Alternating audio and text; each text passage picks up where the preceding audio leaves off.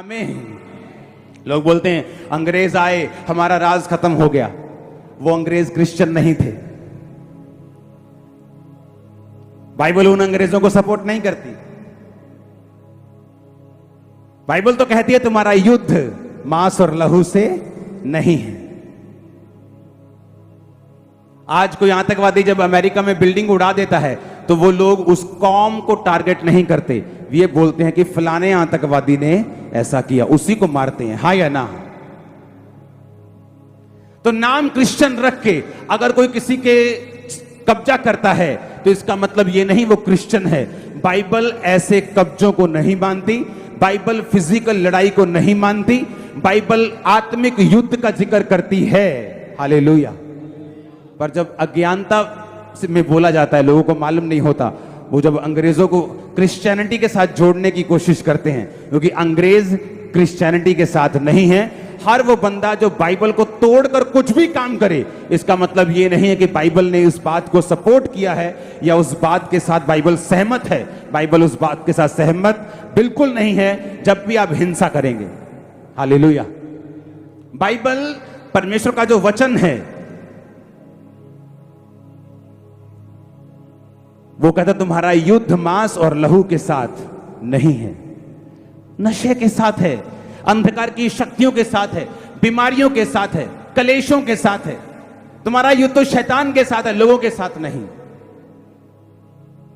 जब लोग अपने विचारधारा में कट्टर होते हैं, अब अफ्रीका में चले जाओ, कहीं और चले जाओ, जहां जहां भी कट्टर विचारधाराएं हैं, जब वो कट्टर होते हैं हथियार उठाते हैं। जब एक क्रिश्चियन कट्टर होता है हथियार फेंकता है।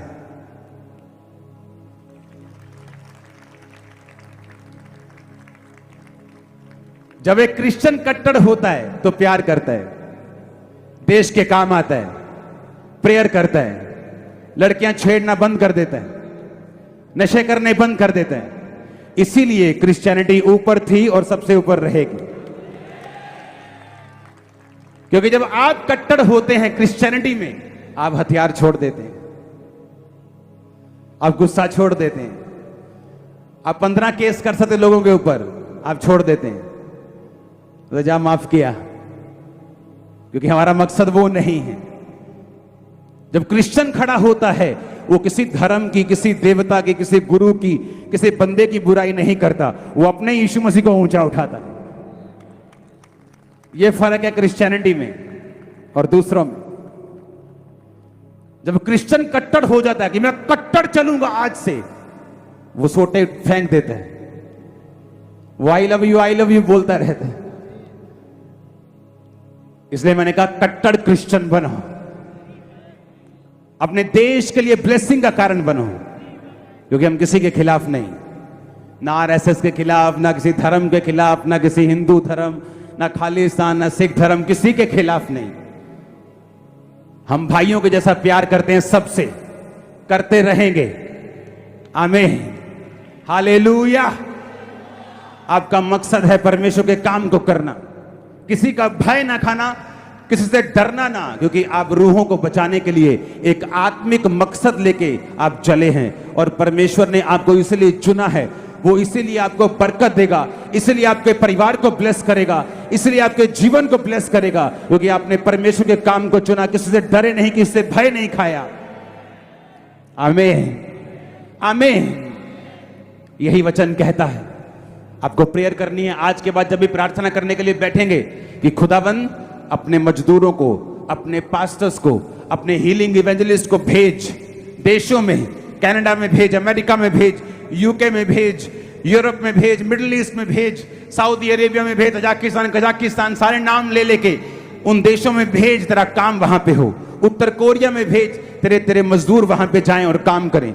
आप जब प्रेयर करेंगे, परमेश्वर लोगों को उठाएगा, वो यंग लोगों को उठा के खड़ा करेगा, वो उनको सामर्थ्य देगा, उनको ताकत देगा, मिरेकलस पावर देगा।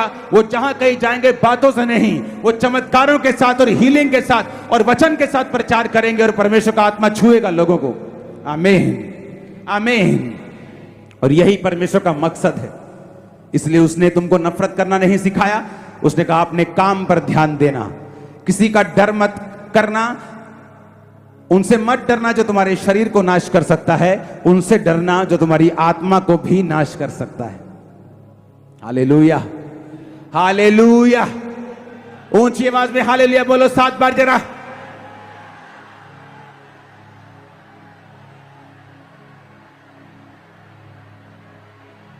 सूखी हड्डियों जी उठो, सूखे ना